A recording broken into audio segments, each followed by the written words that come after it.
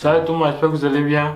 Dans cette vidéo, j'aurai le plaisir de vous présenter et donner mon avis sur le manga School Days. School Days, c'est un manga que j'ai beaucoup apprécié, c'est pour ça que je fais une vidéo dessus.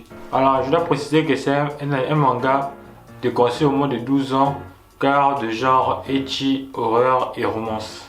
Je suis sûr que vous allez l'apprécier. Je vous le présente tout de suite après le générique. Profitez du générique pour liker la vidéo, vous abonner à la chaîne pour être prévenu des nouvelles sorties de vidéos. A tout de suite.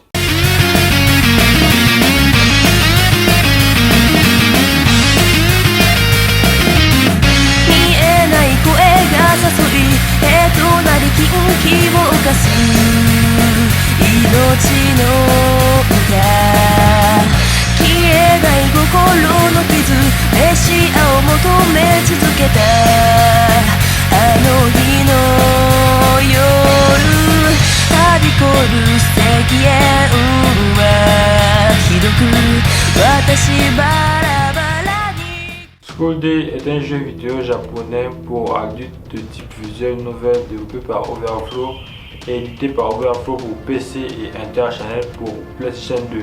Par la suite, il a été adapté en manga en 2 tomes, un animé de 12 épisodes ainsi que 2 OAV. Makoto est amoureux de Kotonoha. Il la voit chaque jour dans le train qui les mène à l'école.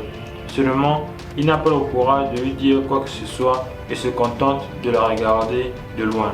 Tout change lorsqu'il prend une photo d'elle avec son téléphone portable. Photo que Sekai, une de ses camarades de classe, voit avant de proposer au timide Makoto de lui arranger le coup avec la jeune fille. Le trio se retrouve donc à un déjeuner improvisé par l'entremetteuse afin que les deux Totoro fassent plus en plus connaissance.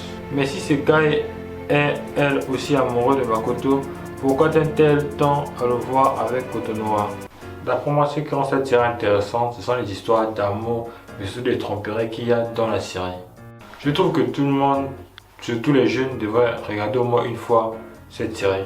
Parce qu'il montre les conséquences et les dangers des relations amoureuses au collège. Je trouve qu'au lieu de faire des campagnes, ils doivent juste les faire regarder cet anime parce que dans cet anime, vraiment, à la fin, c'est gore. Ce que j'ai le plus aimé dans cette série, c'est la leçon de vie qu'il nous donne. C'est-à-dire que c'est très dangereux de jouer avec les sentiments de plusieurs filles en même temps. Franchement, je ne sais pas si Makoto aurait pu s'en sortir. Mais en vrai, il a quand même beaucoup fait le con. Même lui-même l'a dit à un moment donné dans la série, vers la fin surtout. Mais je pense qu'il représente un peu les hommes en général, en tout cas dans la jeunesse. Au début, on sort avec une fille, après on veut une autre, après on veut encore une autre. Et à la fin, ça finit souvent très mal. Bon, en général, après il y a des soldats qui s'en sortent, mais souvent ça finit pas très bien. Et c'est ce qu'on voit dans la série à travers le personnage de Makoto. Mon personnage préféré dans la série, c'est Taisuke, parce qu'il est marrant, parce que ça se voit que c'est un gars bien, que c'est un gars qui est sincère, même s'il aime beaucoup les femmes. Mais je suis sûr que si Kotonoha avait accepté ses avances et était sorti avec lui, je suis sûr que le manga ne sera pas fini, n'aura pas fini comme ça. Et parce que je suis sûr qu'il aurait été fidèle. Bah, peut-être que si, peut-être qu'il aurait été tué par une autre fille parce que Makoto était vraiment charo. C'était le goût, il a presque gagné toutes les filles de la classe quoi.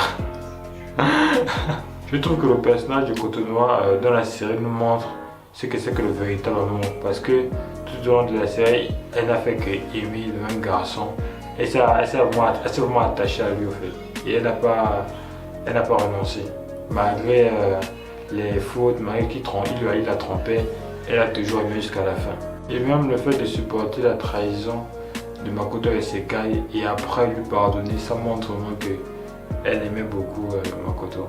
Et je pense aussi que Sekai représente à son tour les copines qui donnent des conseils à ses copines alors qu'eux-mêmes ils ne sont pas en couple. Et après ça finit mal.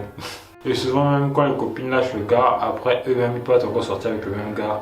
C'est pas tout le temps comme ça, mais il y a des cas particuliers où ça arrive. Personnellement, j'ai bien aimé l'opening et l'ending parce qu'ils avaient des mélodies calmes et douces à la fois pour un animé qui après part en couille. En même temps, ça a aussi un petit côté traditionnel japonais qui faisait son effet. Et aussi parce que les paroles étaient profondes. C'est important. Moi, j'ai commencé à aimer la série quand ça commençait un peu à partir en couille. C'est-à-dire quand Makoto commençait déjà à ken les filles comme du n'importe quoi. Parce que c'est à ce moment-là que le manga a commencé à devenir très intéressant. Personnellement, je pense que c'est un bon animé. Le sujet de la série a bien été abordé, même si au début c'est quelque peu calme et tout. Mais après, la tension et l'intrigue augmentent au fur et à mesure que les épisodes se suivent. Ce qui est une bonne chose. Donc si vous regardez, ne savez pas au début. Vraiment, soyez patient, regardez bien, regardez le contexte. Et je tiens à rappeler que c'est un anime qui est déconseillé au moins de 12 ans, donc attention. Je recommande cette série aux psychopathes et aux psychologues. Parce qu'on peut voir à travers le personnage de Kotonoha la progression et les causes de la folie. Parce qu'il est appréhendé. Mais aussi aux fans de Ecchi/Seinen Gore. Et à ceux qui aiment le manga School Life et Tranche de vie. C'est un manga au genre divers. Mettez en commentaire ce que vous avez pensé de l'anime. Et n'hésitez pas à me proposer des animés pour de nouvelles vidéos. Merci d'avoir regardé cette vidéo.